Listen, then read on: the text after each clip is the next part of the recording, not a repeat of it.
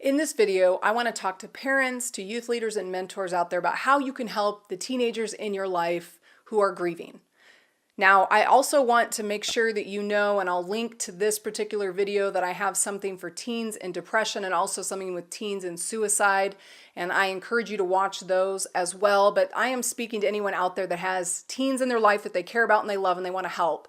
And so this video, we're going to talk about how to help teenagers grieve, which is already a difficult process no matter if you're an adult who's well adjusted or not. Grief is hard and complicated, and especially for teenagers, they're already dealing with so many emotional things. So grief is just kind of this very odd, awkward, hard thing to go through. And so I'm going to give you some helpful tips of how you can help the teenagers in your life move through the grieving process. Here's the first thing. The process of grieving is unique to each person. This is important, and I think a lot of people misunderstand. This isn't just for teenagers, this is for everyone. Grief is very personal. It's very individualized. No two people grieve the same. So if you're an adult working with a teenager, understand that, how you might respond in grief, how maybe if you're also grieving along with your teenager, if you're a parent, you've lost someone in your life, your grieving process is going to look very different than that of your teen, but it's also going to look different than your spouse or any other adult in your life, because grief is unique and it's based on personality, it's based on family dynamics, it's based on how close you were to the person that you lost. There's all sorts of reasons.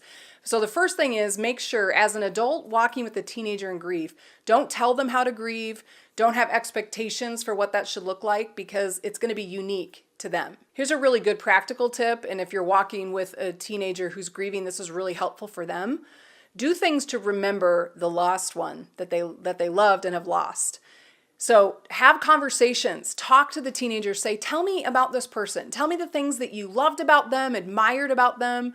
What are the things you used to do with them? Were there hobbies that you shared, or just things that that person was interested in? Just invite them to tell you about that person, because if you're walking with a teenager who's grieving, that person meant something to them. So honor that by asking them to tell you about that person. Ask them to show you pictures of that loved one. For them, make sure that they feel like you care to know who is this person that was so important to you and that you've lost. So whether it's a friend that maybe has committed suicide, invite them to talk about that friend and who they were and what they were about and what they liked, and remember the good things about it, not necessarily just the pain that they obviously went through to want to end their life. If it's a parent or an aunt or an uncle or a family friend, just invite them to tell you why that person was important to them. And also encourage them to do things like a memory book, or to write a letter to them, or to plant a tree in their memory, or to go serve in an organization that they cared about, or just go serve any organization in their name. To do things not only to remember them, but also to honor their legacy, to honor their memory, that your teenager can continue to do things to be reminded that that person may not be here in person or in flesh, but they still will always have an important place in their heart, and that they can do things to be reminded of them and to remember them. And here's the last thing: be patient with the grieving process.